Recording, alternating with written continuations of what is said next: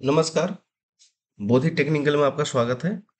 आज हम लोग मैग्नेटिक एंड लॉ मतलब मैग्नेटिक सर्किट का क्वेश्चन आंसर करने वाले हैं जो कि रिवीजन पर्पस के लिए करेंगे।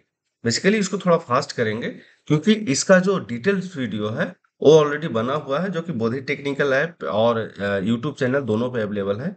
तो आप जा करके देख सकते हैं, फ्री कंटेंट के रूप में है, तो आप वहां पे जाकर देख सकते हैं। डिटेल मतलब कि एक एक क्वेश्चन को डिटेल्स में सॉल्यूशन किया गया है। आज हम सिर्फ इसको क्या करेंगे, रिवीजन पर्पस के लिए सॉल्यूशन करने वाले हैं। तो चलिए शुरू करते हैं, मतलब इसका रिवीजन करते हैं।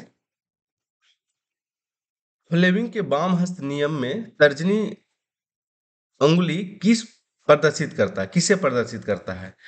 फ्लेमिंग का लेफ्ट हैंड रूल में तर्जनी उंगली जो होता है वो किसको प्रदर्शित करता है? देखिए इसमें तीन उंगली होता है, एक अंगूठा और एक तर्जनी और एक मध्यमा। मध्यमा जो करता है वो करंट का डायरेक्शन करता है, करंट का डायरेक्शन करता है। और तर्जनी जो करता है वो फ्लक्स का डायरेक्शन करता है, और जो अंगूठा करता है वो रोटेशन करता है।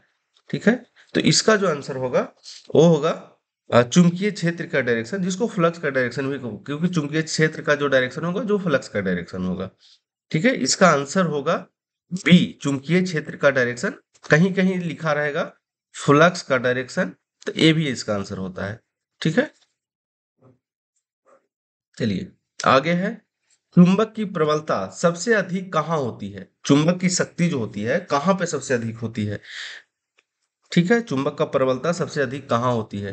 तो इसका आंसर है ए, ध्रुवों पर। इसका जो आंसर है वो है ध्रुवों पर। जो चुंबक होता है सबसे ज्यादा शक्ति होता है ना, जैसे ये एन पोल है और एस पोल है, तो सबसे ज्यादा शक्ति जो होगा पोल पे होगा। ठीक है, जैसे जैसे दूर कम होंगे कम हो जाएगा, और जैसे जैसे दूर, क्योंकि ये जो केंद्र होता है इसके इधर भी दूरी है और इसके इधर भी दूरी है, जैसे जैसे उसके आगे बढ़ेंगे कम होते जाएगा। ठीक है, लेकिन दोनों पोल पर इसमें एक चीज है, सॉरी ये पी लिख दिया क्या, एक एन होता है एक एस होता है। ठीक है, तो दोनों का जो स्ट्रेंथ होता है, एन पोल और एस पोल का जो स्ट्रेंथ होता है सेम होता है। ऐसा नहीं कि किसी का ज्यादा होगा किसी का कम होगा, ये ध्यान देने वाली बात है। कभी कभी पूछता है कि दो पोल है चुंबक का, तो सबसे ज्यादा समर्थता मतलब शक्ति किसका होगा ज्यादा? तो इसमें आपको ध्यान देना चाहिए कि दोनों पोल जो होता है एन और एस का जो वो होता है वो सेम होता है दोनों का। ठीक है, चलिए आगे बात करते हैं। कृत्रिम चुंबक की क्षमता प्राकृतिक चुंबक की अपेक्षा क्या होगी? कम होगी, ज्यादा होगी, बराबर होगी या आधी होगी? तो ध्यान रखिएगा, जो कृत्रिम चुंबक बनाया जाता है वो बनाया जाता है जिसको हम लोग इलेक्ट्रोमैग्नेट बोलते हैं। तो इलेक्ट्रोमैग्नेट का जो क्षमता डिपेंड डिपेंड करता है एन और आई, मतलब जितना टर्न टर्न रहेगा और जितना उसमें करंट जाएगा। ठीक है, देखिए आई ये है और ये टर्न की संख्या ये है। तो जितना टर्न तो जितना बढ़ाएंगे उतना ज्यादा बढ़ते रहेगा बढ़ते रहेगा बढ़ते रहेगा, करंट भी जितना बढ़ाएंगे उतना इसका समर्थन बढ़ेगा। फिर प्राकृतिक चुंबक में क्या होता है कि जो प्राकृतिक में हमको देता है, जो प्राकृतिक में हमको प्राप्त होता है उतना ही क्षमता रहता है, उसको बढ़ा सकते हैं नहीं कर सकते हैं। तो कृत्रिम चुंबक का जो क्षमता होता है ना, प्राकृतिक चुंबक से क्या होता है काफी अधिक होता है। ठीक है, तो इसका जो आंसर होगा वो होगा बी। विद्युत चुंबक एक क्या है? विद्युत चुंबक एक अस्थायी चुंबक है। ठीक है, देखिए विद्युत चुंबक कैसे बनाया जाता है। कोई कोर होता है, कोर पे इलेक्ट्रोमैग्नेट, सॉरी कोर पे क्या किया जाता है, बाइंडिंग किया जाता है बेसिकली। इसको लपेटा बनाया जाता है। ठीक है, किसका? कोई भी चालक का। अब देखिए ये इसमें जितना जब करंट, क्योंकि इसका देखिए फॉर्मूला सीधा सीधा होता है एन आई। ठीक है, इसका जो एमएमएफ होता है उसका एमएमएफ का फॉर्मूला जो होता है वो होता है एन आई।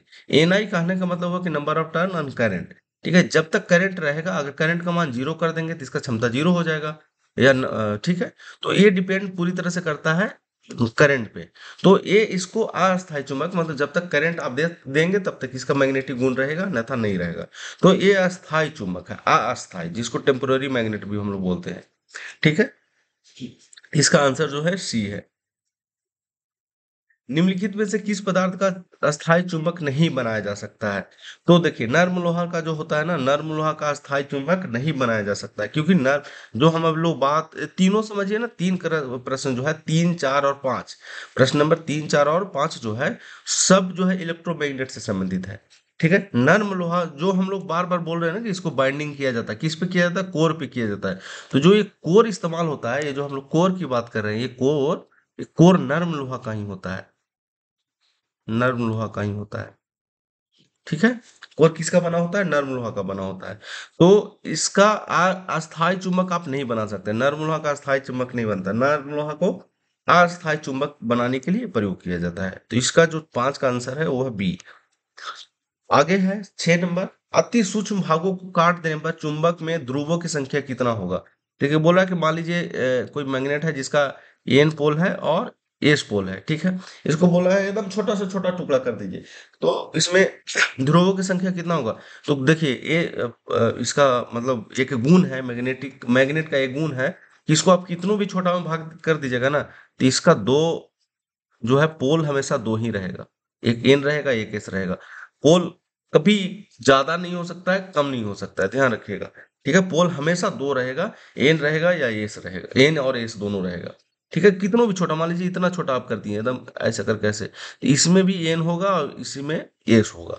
ठीक है। तो देखिए अति सूक्ष्म भागों में काट देने पर चुंबक में ध्रुवों की संख्या कितनी होगी? तो दो होगी, हमेशा दो होगी, एक हो ही नहीं सकता, एक पोल का मैग्नेट पॉसिबल ही नहीं है। ठीक है। एक चुंबक के अंदर चुंबकीय बल रेखाओं की दिशा, देखिए क्या रहा है कि देखिए ये बहुत थोड़ा सा मतलब अगर थोड़ा सा अपना लॉजिक नहीं लगाइएगा ना, तो इसका जो आंसर आप गलत करके आएंगे जब एग्जाम में आप से पूछा जाएगा। तो ध्यान रखिएगा। ये देखिए चुंबक जो मैग्नेट होता है उसका पोल क्या होता है? एक एन होता है एक एस होता है, नॉर्थ पोल और साउथ पोल।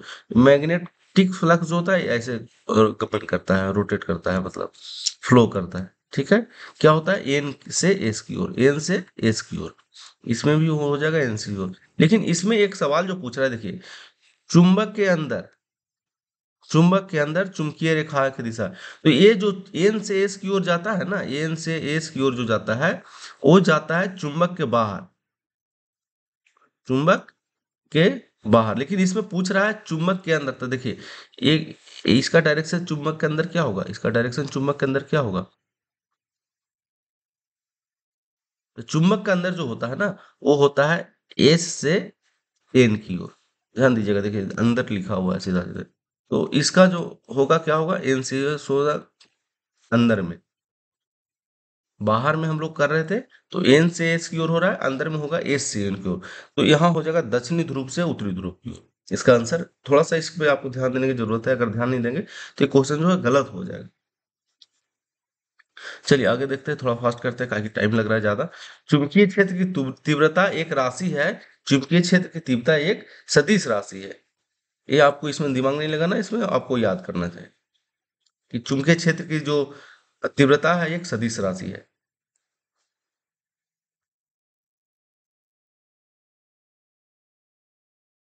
आगे है चुंबक का सर्वप्रथम उपयोग किसने और क्यों किया था? चुंबक का उपयोग सर्वप्रथम किसने और क्यों किया था? तो चुंबक का सबसे सबसे पहला जो उपयोग किया था ना, वो नाविक किया था। नाविक क्यों किया था? दिशा ज्ञान करने के लिए। जब समुद्र में चलते थे ना, उनको समस्या होता था, समुद्र में चलने के लिए नाविक जो है इसका उपयोग किया, और वो दिशा ज्ञात करने के लिए किया। दिशा का स्पेलिंग थोड़ा सा मिस्टेक है, थोड़ा सुधार कर लीजिएगा। तो इसका जो आंसर होगा बी। 10 नंबर है, वायु एवं निर्वात की चुंबकशीलता कितना होता है? तो वायु एवं निर्वात की चुंबकशीलता जो होता है वो होता है इकाई होता है। ठीक है, चुंबकशीलता को बोला जाता है परमिबिलिटी। क्या बोला जाता है? परमिबिलिटी बोला जाता है इंग्लिश में। ध्यान लिख लीजिएगा, अगर कहीं कंफ्यूजन हो तो आप इसको मतलब एग्जाम में कभी कभी हिंदी दे देता है, कभी इंग्लिश दे देता है, तो इसमें कंफ्यूजन नहीं होना चाहिए। परमिबिलिटी और चुंबकशीलता दोनों एक ही होता है, उसका कितना होता है? इकाई होता है।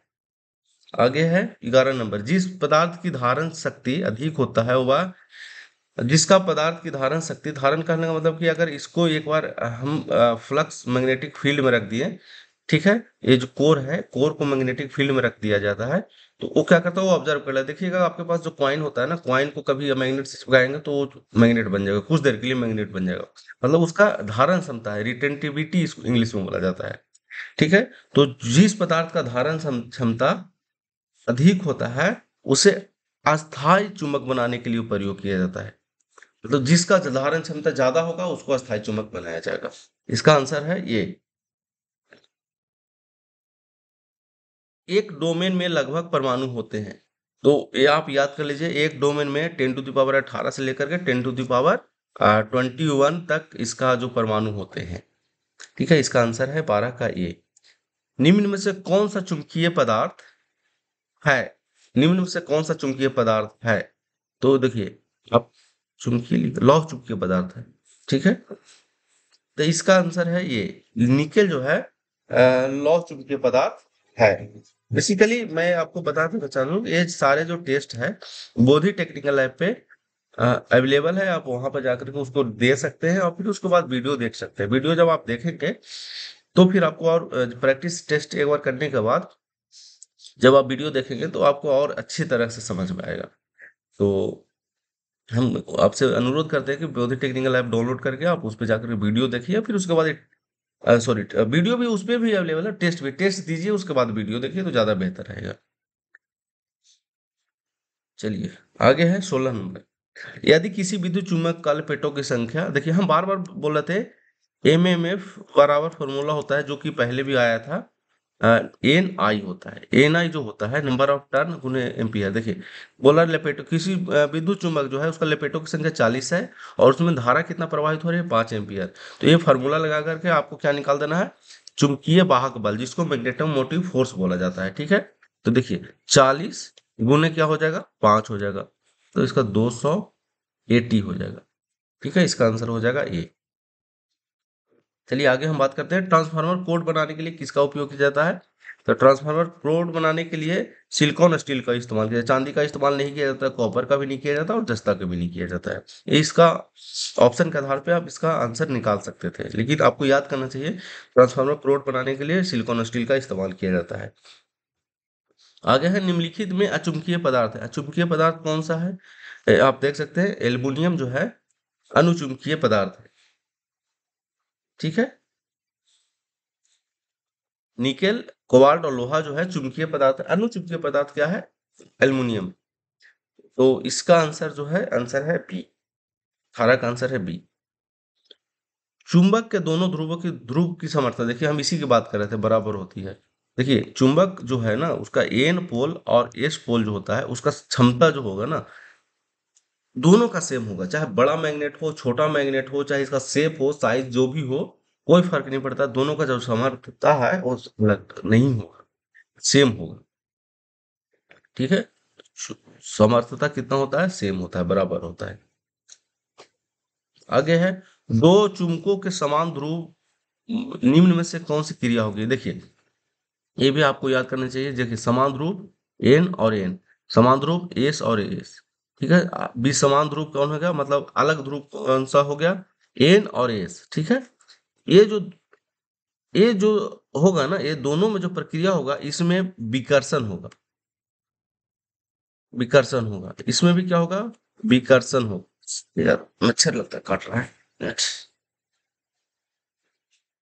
ठीक है, विकर्षण होगा और ये दोनों होगा, दोनों में आकर्षण होगा, आकर्षण होगा।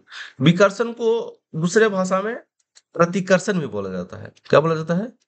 प्रतिकर्षण, प्रतिकर्षण बोला जाता है। तो देखिए यहाँ पे क्या बोल रहा है, दो समान ध्रुव है तो दो समान ध्रुव में क्या होगा, वो क्या करेंगे, प्रतिकर्षित करेंगे। दो समान ध्रुव है, देखिए एन है और एन है, एस है और एस है। ठीक है, तो दोनों क्या करेंगे, प्रतिकर्षित करेंगे, विकर्षित करेंगे एक दूसरे को। ठीक है, चिपकाने का कोशिश नहीं करेंगे एक दूसरे में। ठीक है, तो इसका आंसर जो होगा वो होगा बी। 20 का आंसर बी। चुंबकीय पदार्थ में चुंबकीय गुण उनमें विद्यमान इलेक्ट्रॉन के कारण होता है। चुंबकीय पदार्थ में जो चुंबकीय गुण होता है उसमें जो इलेक्ट्रॉन उपस्थित होता है उसका जो होता है, इसका आंसर बेसिकली क्या है, ए और बी दोनों है। कक्षीय गति और चक्रण गति, जो एक देखिए इलेक्ट्रॉन होता है ना, मान लीजिए इसका नाभिक है तो जो इलेक्ट्रॉन का मूवमेंट होता है दो मूवमेंट होता है, एक ऐसे होता है और एक ऐसे होता है, जो कि इसको हम इस फिगर में नहीं दिखा सकते हैं।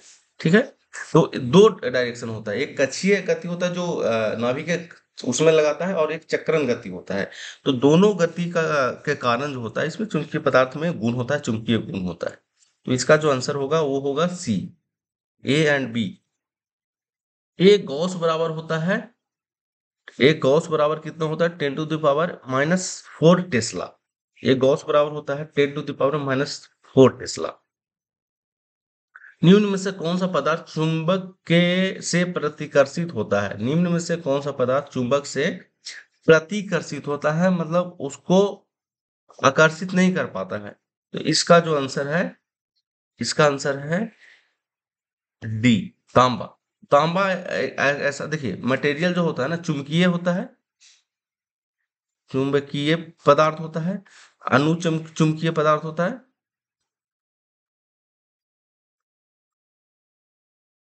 जैसे इसको बोला जाता है फेरोमैग्नेटिक मटेरियल, पारा मैग्नेटिक मटेरियल, और एक होता है डाई मैग्नेटिक मटेरियल। तो जो डाई मैग्नेटिक मटेरियल होता है ना, उसको क्या करता है, मैग्नेट जो है, चुंबक जो है, उसको प्रतिकर्षित, उसको धक्का देता है, खींच नहीं पाता है। ठीक है, इसको सबसे ज्यादा खींचता है, इसको थोड़ा खींचता है, और इसको नहीं खींचता है, इसको धक्का देता है। ठीक है, तो इसलिए इसका आंसर जो है वो है डी, तांबा। आगे है चौथा, 24 नंबर। चुंबकीय बल रेखाएं दक्षिणी ध्रुव से चलती है, गलत है। दक्षिणी ध्रुव से नहीं चलती है, नॉर्थ ध्रुव से चलती है। केवल समानांतर होती है, आ, सही तो है, ये भी समानांतर होती है, केवल समानांतर होती है ऐसा नहीं है, ये भी गलत है। और एक दूसरे को कभी नहीं काटती, ये करेक्ट है। ठीक है, एक्चुअली जो मैग्नेट है, एन पोल से जो एस पोल ये निकलता है, फ्लक्स निकलता है, तो एक दूसरे को नहीं काटता है, कभी नहीं काटता है। एक दूसरे को क्या करता है, कभी नहीं काटता है। तो इसका आंसर जो है वो है सी, एक दूसरे को कभी नहीं काटता है। चलिए आगे है 25। विशिष्ट रिलेक्टेंस निम्न में से किस परिपथ में उपस्थित होता है? रिलक्टेंस जो टर्म, मैंने देखिए ये दो टर्म होता है, एक होता है रेजिस्टेंस और दूसरा होता है रिलक्टेंस। ठीक है, रिलक्टेंस होता है। देखिए रेजिस्टेंस जो टर्म है ना, वो है इलेक्ट्रिकल सर्किट से, इलेक्ट्रिकल सर्किट से। और ये जो है, ये है टर्म मैग्नेटिक सर्किट से। ठीक है, एक रेजिस्टेंस टर्म जो रिलेटेड है वो है इलेक्ट्रिकल सर्किट से, और रिलक्टेंस टर्म जो है वो है मैग्नेटिक सर्किट से। तो मैं एक इसमें क्या है, दोनों में सिमिलरिटी क्या है, सिमिलरिटी ये है कि दोनों एक प्रकार का प्रतिरोधी है, लेकिन ये क्या करता है, करंट का विरोध करता है। एक करंट का विरोध करता है, ये फ्लक्स का विरोध करता है। ठीक है, लेकिन और ये मैग्नेटिक सर्किट में होता है और ये इलेक्ट्रिकल सर्किट में होता है। ठीक है, तो इसमें पूछ रहा है कि विशिष्ट रिलेक्टेंस जो होता है ना, विशिष्ट रिलेक्टेंस में किस पद से उपस्थित होता है? तो ये चुंबकीय सर्किट में, मैग्नेटिक सर्किट में होता है। ठीक है, इसमें अगर पूछता तो इसमें रेजिस्टेंस होता।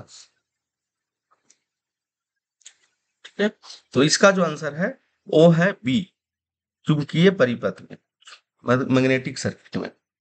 चलिए, अगर मेरे चैनल पे नए हैं तो चैनल को सब्सक्राइब कर दीजिए, लाइक कर दीजिए, और दोस्तों को शेयर कर सकते हैं। अगर मेरे वीडियो पसंद आ रहे हैं तो बोधि टेक्निकल ऐप को डाउनलोड कर सकते हैं, और इस पे हमारे जो चैनल है उस पर काफ़ी वीडियो अवेलेबल है, आप उसको भी देख सकते हैं। इसका ये जो अभी सॉल्यूशन किया हूँ, इसका डिटेल वीडियो भी यूट्यूब पे भी अवेलेबल है, और बोधि टेक्निकल ऐप पे भी अवेलेबल है, तो वहाँ पे भी जा करके आप इसको देख सकते हैं। चलिए, आज के लिए इतना ही, मिलते हैं नेक्स्ट वीडियो में, नेक्स्ट सीरीज में। Thank you.